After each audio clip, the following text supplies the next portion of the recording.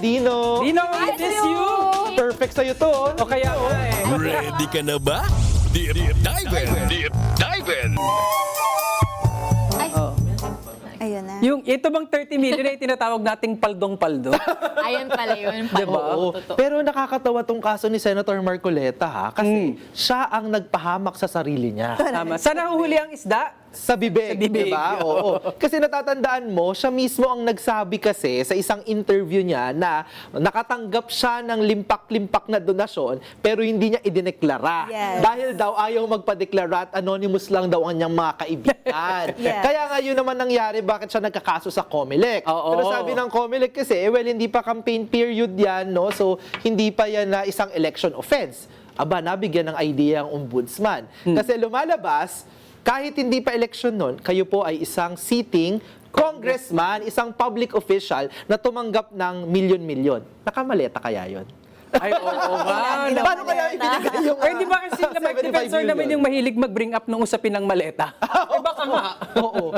In fairness din kay congressman, dating congressman Mike Defensor, alam nyo, pwede ata siyang tatakbo ba yan sa Senado? Pwede siya maging senador, ha? Kasi bagay siya sa Senado ngayon. Di ba uso sa Senado ngayon yung may mga kaso? Consistent. Perfect, ha? Si Defensor, ha? Kasi bukod sa maaari na siyang pinapakasuhan siya ng ombudsman dito, ha? Ng plunder din, ng bribery din, no?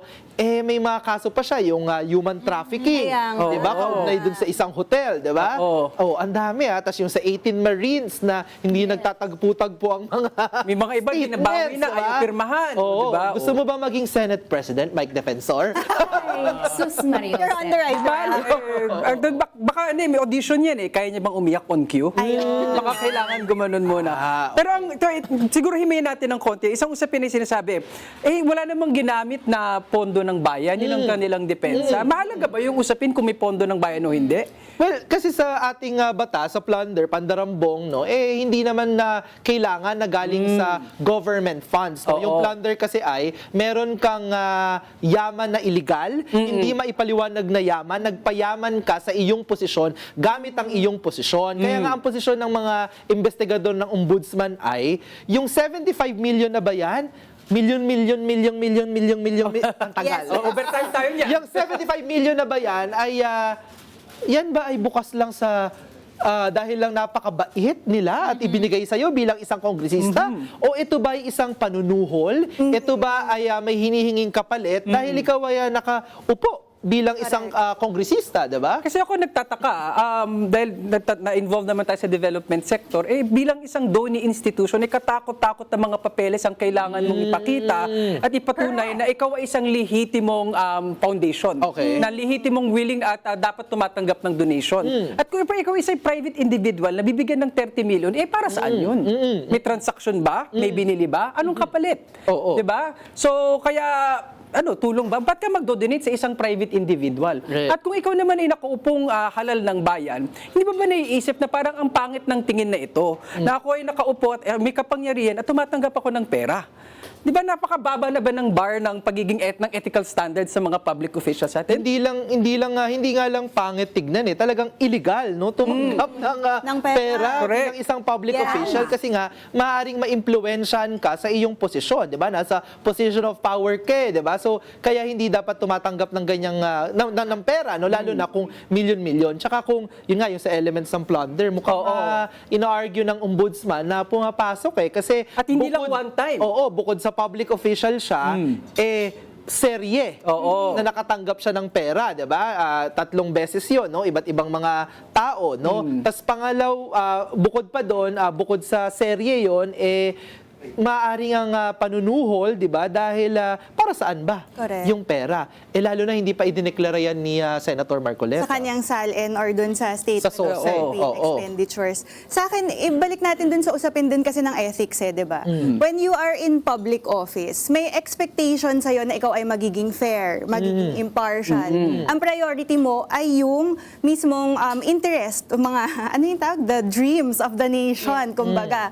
Di ba? And Ang problem, pagka tumatanggap ka ng ganito kalaking pera, 30 million, 25 million, 20 million, may nabubuong some kind of indebtedness. Kasi kung sino yung nagbigay sa'yo, kahit pa sabihin mo na nung tinanggap mo yan walang kapalit, pwede siyang bumalik to remind you, o teka lang, boss, binigyan kita ng ganitong pera, can you make decisions in this certain aspect? So kumbaga, yung pagtanggap mo ng pera makes you beholden dun sa kung sinong nagbigay. Diba? Pangalawa, kahit na walang beholdenness for now, yung conflict of interest ng kanino bang interest yung nire-represent mo kung public office or public, kung senador ka, diba? Sa China. Diba? Ay! Yes. Exactly. Nadali Diba? mo eh, no? Kanino? Dapat yung interest ng mga mamamayan ang nire-represent mo dyan. Mamamayan ng ano, Pilipinas. Pilipinas. Sa Pilipinas. At ibig sabihin, hindi ka dapat kumikita sa posisyon na yan. Tama. Yung donation, saan napunta, di natin alam. Hindi natin alam kung saan mo ginastos, di natin alam kung para sa mamamayan ng Pilipinas or mamamayan ng ibang bansa ang gamit mo ng pera na yan. Walang transparency. Una sa lahat, hindi ka dapat tumanggap, pero pangalawa, walang record, wala kang pag-amin na documented, pero may pag-amin ka sa interview. So, worth Slip of the tongue. investigating. Diba? Nadulas. Worth investigating talaga. At sa mga kababayan natin, hindi dapat minamaliit yung mga ganitong bagay. Kasi nga sa batas natin, ang tawag dito, ang punishment for that is reclusion perpetua, lifetime sentence. Because ang plunder, ang definition po niya is that isa kang public official, kawani ng gobyerno, may you be elected or appointed, or kamag-anak ka ng isang government official na nagkaroon ng nag-amass ng ill-gotten wealth ng at least 50 million pesos.